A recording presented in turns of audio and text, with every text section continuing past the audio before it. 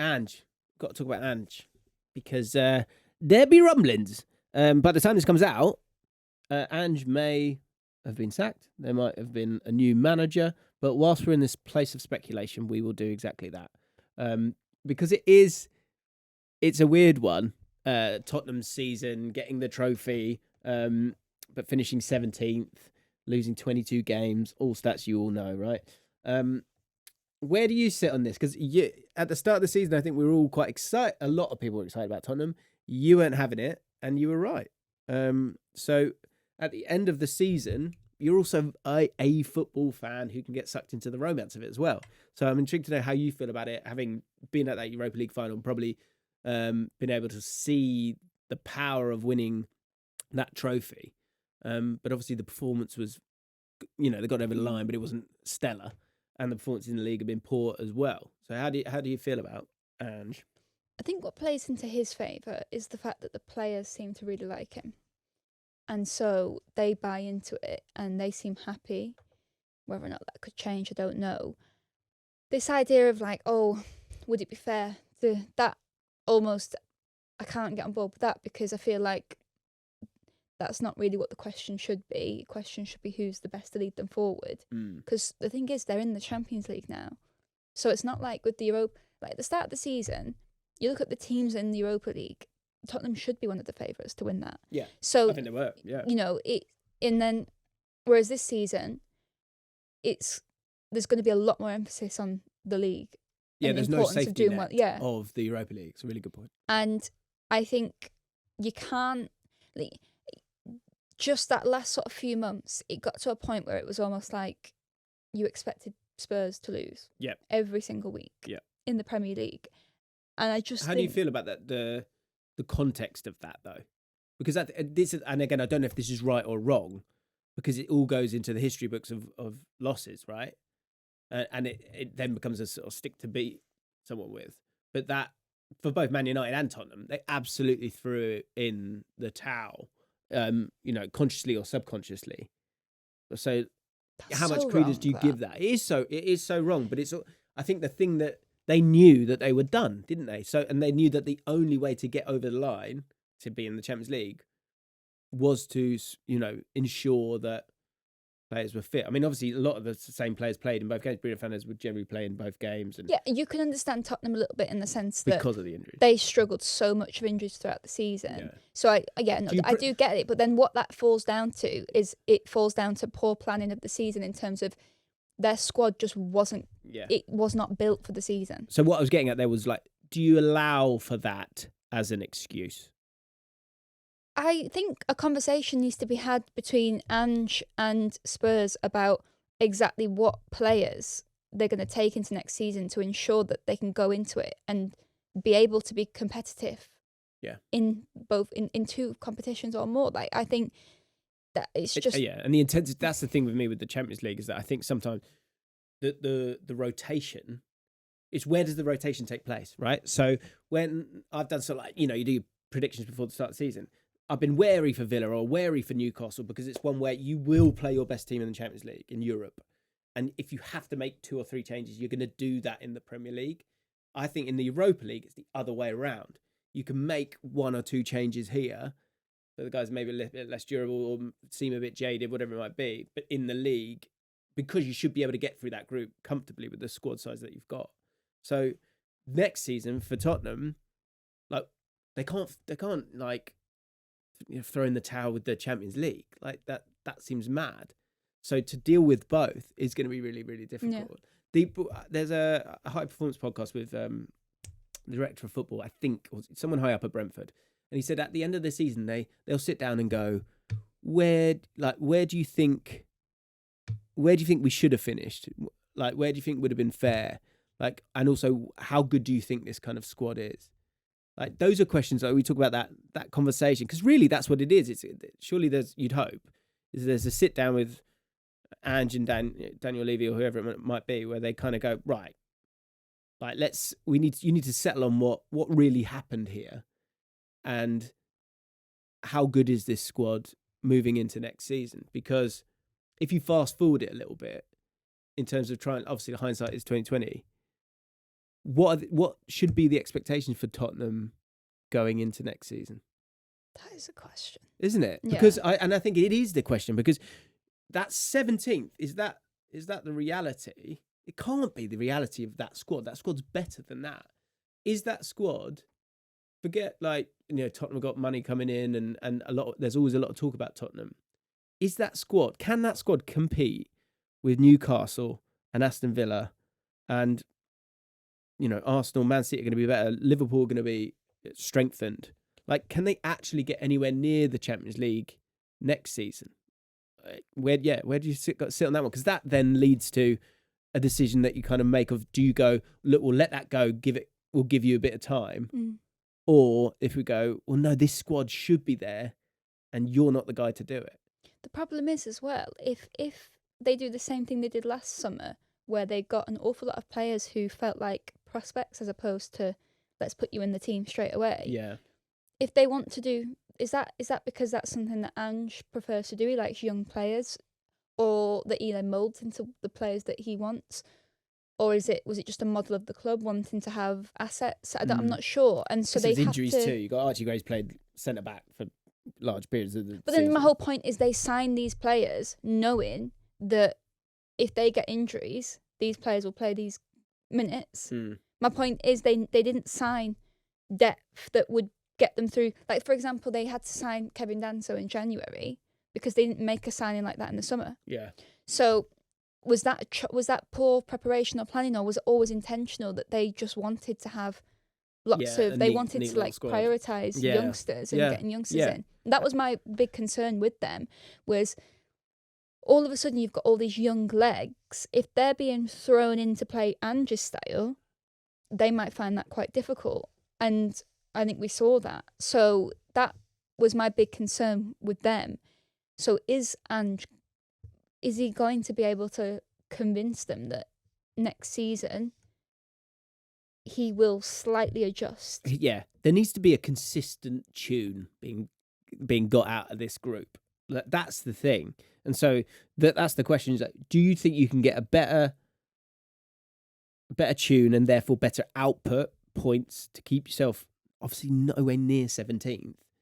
Like, let's say, like, they say Europa League, they went out in the quarterfinals, right? And then that next, from there to the end of the season, like March, they weren't throwing it in. They were trying to get points. They probably would have been a bit higher. Yeah. I would say they'd probably been about like, but it still would have been like 13th, 14th, which is like nowhere near good enough.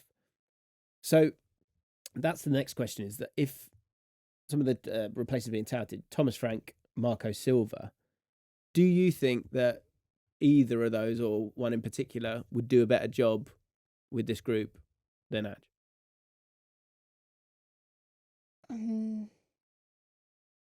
You can't possibly, I know this is a really like on the fence answer, but you can't possibly know until you see them in that environment. That's how I sort of personally feel. Because, like, for example, Nuno, fantastic at Wolves, struggles at Spurs, fantastic at Forest. Yeah. Environments matter. The one thing I'll say about, like, Marco Silva, for example, is I think I've been so impressed by what he gets out of players. Like, if you look at the It's actual... attractive too, isn't it? It's attractive football. Really nice football. But then same with Thomas Frank, actually. Both of them are quite known for absolutely, like, getting the absolute most out of a footballer. Yeah. And in quite different ways, actually. I'll be honest.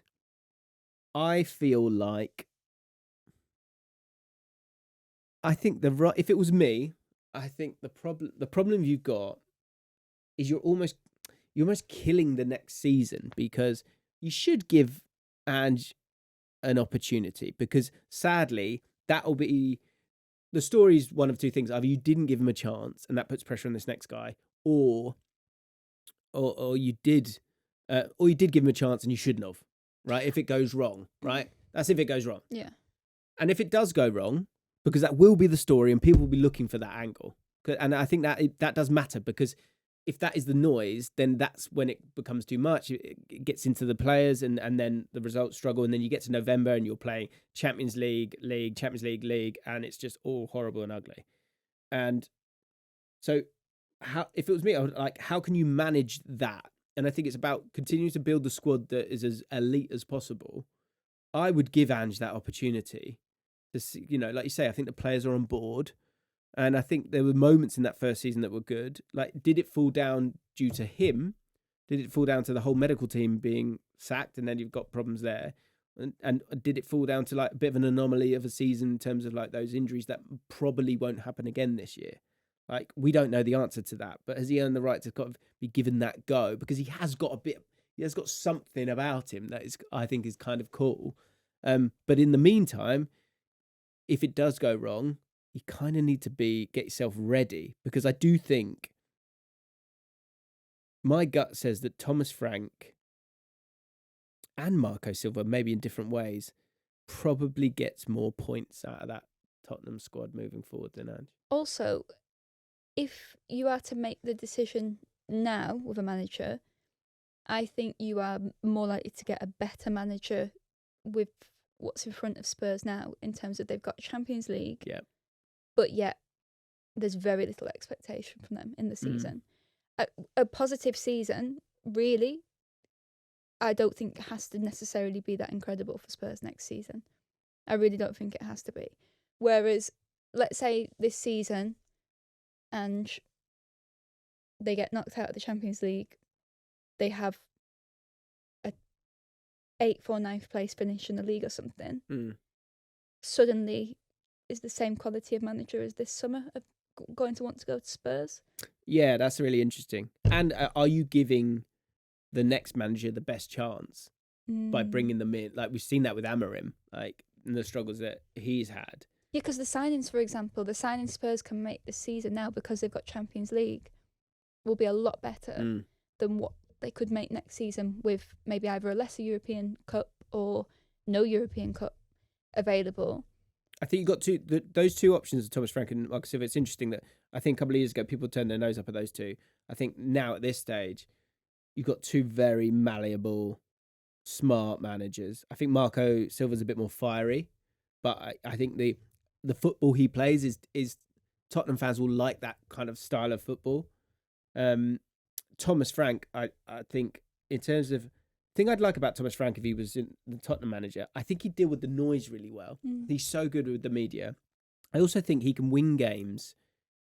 The way that Brentford have been able to win games, say a couple of seasons ago, winning that XG battle and then that working for him. And so it's not ugly at all, but it's not that maybe outrageously pretty as Marco Silva's football.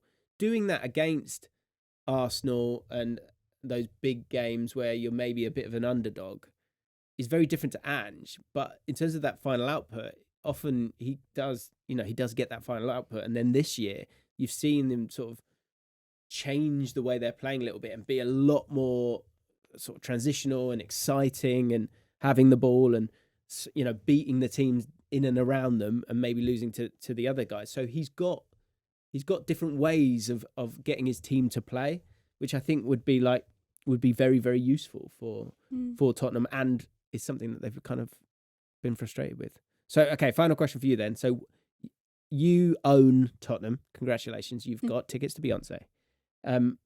What do you do? What would you do here? I'd have a cup of tea. Yeah. Biscuit? And then get going. No biscuits. No time for biscuits. Yeah, decisions need to be made. I personally think I would go for something new. I think there's a few signings Spurs need to make anyway. And I just think that Premier League season is 38 points. Yeah. That is poor. I think I'm a bit of a softie. So I think you're right.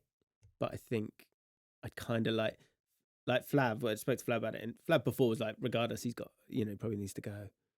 And then after he's like, you can't sack him now.